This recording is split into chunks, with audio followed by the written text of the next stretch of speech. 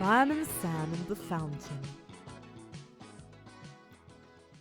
Pontypandy Park had been open for 100 years.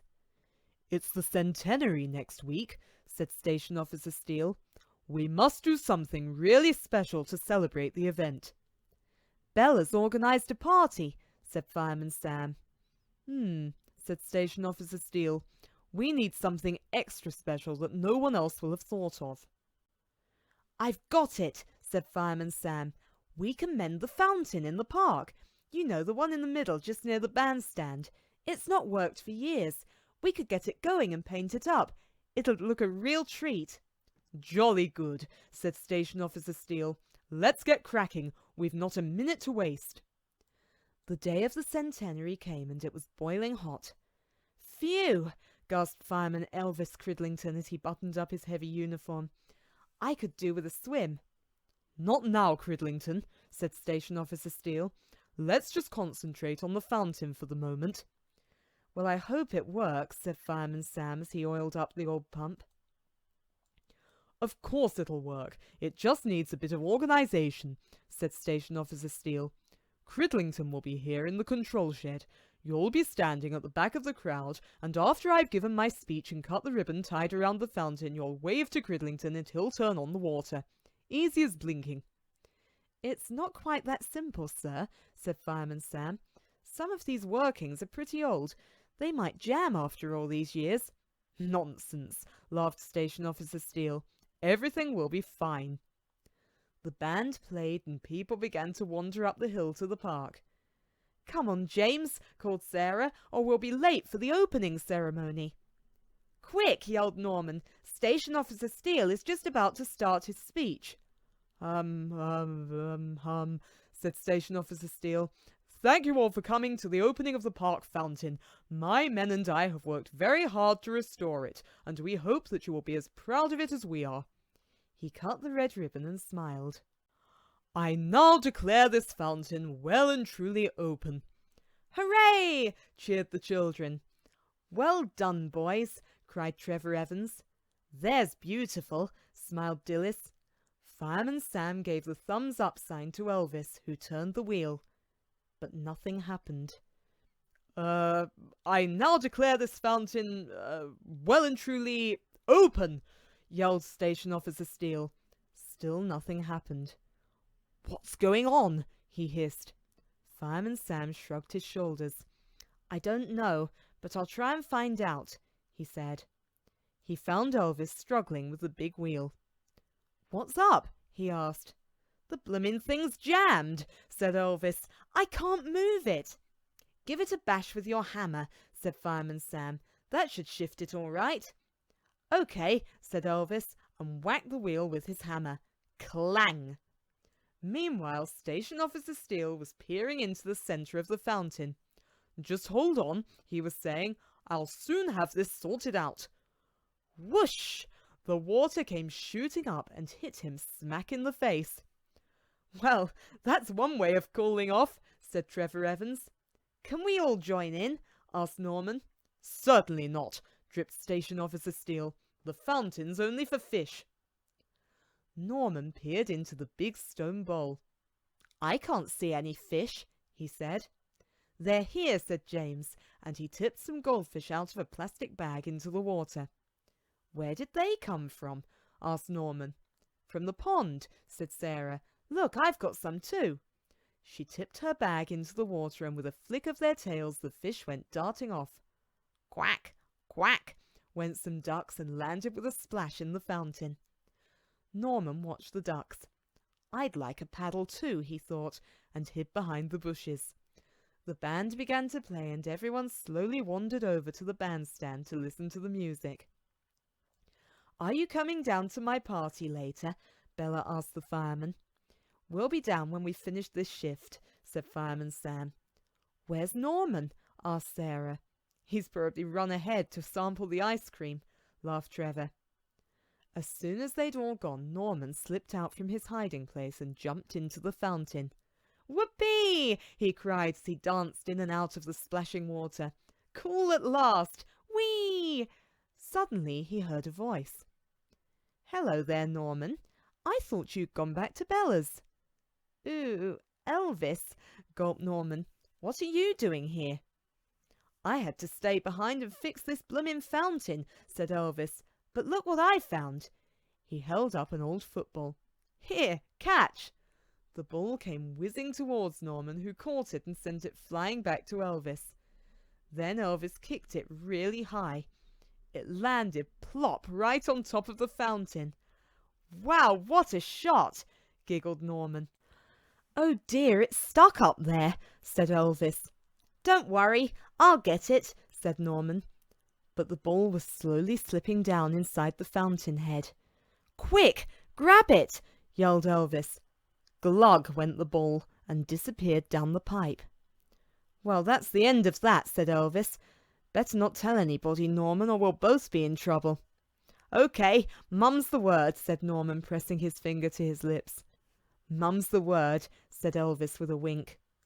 When Elvis arrived back at the fire station, he had to clean all the windows. Well, at least it's a cool job, he thought. Better be quick, though, or I'll miss all the fun down in Pontypandy. Station Officer Steele was thinking the same thing. "I'll finish my filing, then go down to Bella's," he thought, but his room was very hot. "Phew," he gasped, and threw open the window. He stood there trying to cool down when along came Elvis, singing at the top of his voice. Without looking up, Elvis picked up his bucket of water and whizzed it straight at the window. Whoosh! The water went flying and hit Station Officer Steele right in the face. "Ah!" he roared. Elvis dropped his bucket and started to tremble. "Oh, my giddy aunt," he gulped. I thought the window was shut." "Well, it wasn't," cried Station Officer Steele. "This is the second time you've drenched me today." "It was an accident," said Elvis. "I promise it won't ever happen again." "Well, just make sure it doesn't," said Station Officer Steele. "Otherwise you'll be in big trouble. Now hurry up and get those windows finished at the double." Down at Bella's Cafe, the party was in full swing. "Delicious," said Trevor, tucking into more sandwiches. Now, Trevor, don't eat everything," scolded Dilys. "The firemen haven't arrived yet." "Come on," said Sarah to James. "Let's go up to the park and have a look at our fish." It was quiet in the park and very, very hot. "That's funny," said James as they walked along the path. "I can't hear the fountain. It was quite loud when we left." Sarah stood still and listened. "I can't hear anything either," she said. They stared at each other, thinking exactly the same thing. "The fish!" they cried and ran to the fountain. They found the fish flopping about in a tiny bit of water, all that was left in the bottom of the big stone bowl. "Quick," said James. "We must scoop them out and put them in the pond." "Oh dear," said Sarah. "Do you think they'll be all right?" The fish was still for a while. Then they slowly began to move around the pond. "They're fine," said James, "but I think we'd better tell Uncle Sam about the fountain." "Poor Uncle Sam, he'll be really fed up," said Sarah. "He's been working all day." Fireman Sam was fed up. "Oh no," he said. "I was just about to leave for Bella's party." "I'd better come with you," said Station Officer Steele. "Elvis is still busy cleaning the windows." They climbed into Jupiter and Fireman Sam drove them down the hill to the park. "Hey, where are you going?" yelled Elvis. "To the park," said Station Officer Steele. "The fountain's blocked up again." "Again?" said Elvis. Then he remembered. "Oh no, the ball!" he cried. "Hey, wait for me!" But it was too late. Fireman Sam had turned the corner and was thundering down the hill to Pontypandy. "Help!" spluttered Elvis. "If Station Officer Steele finds that ball, there'll be big trouble." Fireman Sam and Station Officer Steele were very puzzled. "I don't know what the problem is," said Fireman Sam. "I've checked everything. The blockage must be up top." Station Officer Steele peered into the fountainhead. "I can't see a thing down there," he said.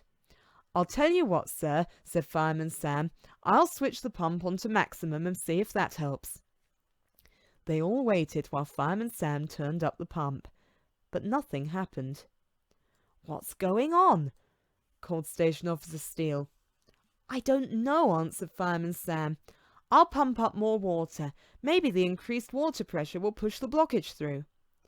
Again they waited, but still nothing happened. "It's well and truly blocked this time," said James. "It's very strange," said Fireman Sam. "The water's going through all right. I can hear it loud and clear, but it's not coming out the other end." Suddenly a loud rumble came from the control shed. "Uh-oh," cried Fireman Sam. "Sounds like we've got problems." He grabbed the wheel to turn the water off, but as he turned it, the wheel broke off in his hands. At that moment, Elvis came racing up the hill towards them. "Stop!" he gasped. "Stop!" But nobody was listening to him. The rumble changed to a roar as the water thundered through the pipes. "Oh, Uncle Sam," cried Sarah. "What's happening?" "The pressure's building up," said Fireman Sam. "It's got to come up somewhere." "Yes, but where is the question," said Station Officer Steele. Suddenly a manhole cover just beneath the bandstand shot up into the air. Whoosh! The water came bubbling up in a great fountain. "Stand clear!" yelled Fireman Sam. There was no stopping the water. It rushed out of the pipes down the path straight towards Pontypandy. Elvis ran over to the fountain. "It's okay," he said. "I can fix it." He climbed onto the fountain and reached down inside it. "Got it!" he cried, pulling out the ball with a loud pop. "This is no time for silly games, Cridlington," said Station Officer Steele. "Just what do you think you're up to?" "I'll explain later," said Elvis, and quickly jumped down. "Watch out! Here it comes!" The water came shooting up out of the fountain and splashed into the stone bowl. "Thank goodness for that," said Fireman Sam. "Now give me a hand with the manhole cover." They all helped Fireman Sam lift the heavy lid and put it back over the manhole. "Is it safe, Uncle Sam?" asked Sarah. "It's safe now," said Fireman Sam. "The water from the fountain has taken the pressure off the pipes. We'll have everything back to normal in no time." "But what about the wheel?" asked James. "Won't you have to mend it?" "Yes, I'll have to get some welding equipment from the fire station," said Fireman Sam. "I'll come and mend it later." "Come on," said Station Officer Steele. "Let's go down to Pontypandy and see if any damage has been done." In the village they found the main street awash. "Whee! This is great!" cried Norman as he splashed about. "Just like the seaside." "Norman, get out of the way," said Station Officer Steele. "We've got to pump this lot up." Elvis got the hoses out. He put one into the water and the other into the river. "Righty-o," he called. "Switch on the pump." Fireman Sam operated the controls as one of the hoses sucked in the water and the other pumped it out into the river.